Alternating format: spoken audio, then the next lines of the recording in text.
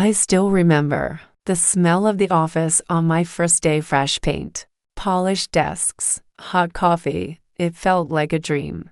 I was 21, fresh out of college, hungry to prove myself. My name is Rachel Moore, and this is the story I never imagined I'd have to tell. It was my first real job, a marketing firm in downtown Chicago. Everyone dressed sharp, talked fast, smiled tight. That's when I met Mr. David Carter, the CEO. He was powerful, successful, the kind of man who didn't have to raise his voice, people just listened.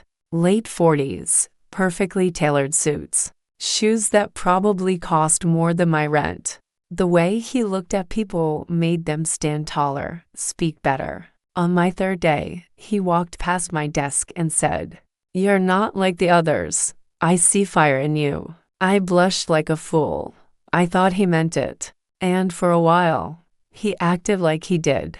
He gave me projects above my pay grade, praised my ideas in meetings, even had his assistant drop off coffee every morning exactly how I liked it. No one had ever remembered something so small about me. People started whispering, but I didn't care. I thought he believed in me. What I didn't know was that he wanted me.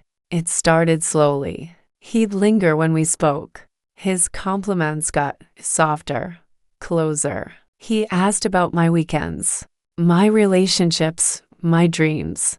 Then one day, he called me into his office. "You're one of the best hires we've had," he said. His eyes locked on mine.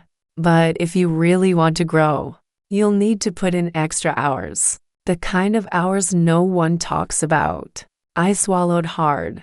"I'm willing to work hard, sir." He smiled. "I know you are." That night, he asked me to stay late, finish the Peterson deck. Everyone else was gone. The office lights dimmed. I sat in the soft glow of my desk lamp, typing away, headphones in. It was nearly 12:30 a.m. when I felt something behind me. I turned. He was standing at the door. "You're still here," he said. I nodded. "Just finishing the deck." He walked in, closed the door behind him. "You know," he said, "I built this company by working nights like this. When everyone else went home, you're like that." His voice had changed, lower, intimate. "You deserve more than just a title," he whispered. I stood. "I should go now. It's late." But he stepped closer. "You don't have to pretend anymore, Rachel," he said. "You knew this was coming." Then he touched my wrist. Not softly, not roughly, just like he owned it. And before I could react, his fingers reached for the top button of my blouse. "Please stop," I whispered. He didn't. He smiled a smile I had never seen before, and unbuttoned the first one.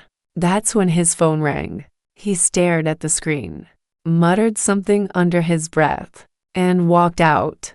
I sat there for a long time, frozen, not crying, not screaming, just frozen.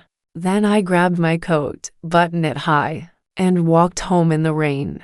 No umbrella, no cab, just me and the city that suddenly felt colder than ever. I didn't sleep that night. I couldn't eat the next day. I went to work the next morning anyway. I wore a turtleneck, barely spoke, kept my head down. And when I saw him in the hallway smiling, joking with other staff like nothing had happened, something inside me cracked. That's when I packed my things, walked out. Didn't even clear my inbox. No goodbye email, no complaint, just silence. He didn't call, didn't follow up. I heard he hired someone new within the week. Just like that, I was erased. The next few weeks were the darkest I've ever known. I blamed myself. Maybe I smiled too much. Maybe I misunderstood. Maybe I should have been firmer, louder, stronger. I avoided mirrors. I didn't recognize the girl in them anymore. Until one night I got a message from Lily, a coworker I barely knew. Are you okay? I stared at my screen, then typed, no. She came over that night with Chinese takeout, and the softest voice I'd heard in weeks. I saw how he looked at you, she said. He looked at me that way once, too. That's when I broke. I told her everything, and she didn't say, you should have told someone. She didn't say, why didn't you scream? She just held my hand and said, you're not alone. With Lily's support and eventually to other women from the company who came forward, I wrote a formal statement. We didn't sue. We didn't go public. We just told the truth. And it was enough. Within months, David Carter was quietly removed from the board. No headlines, no apologies. Just a line in a company memo. Mr. Carter is pursuing new opportunities.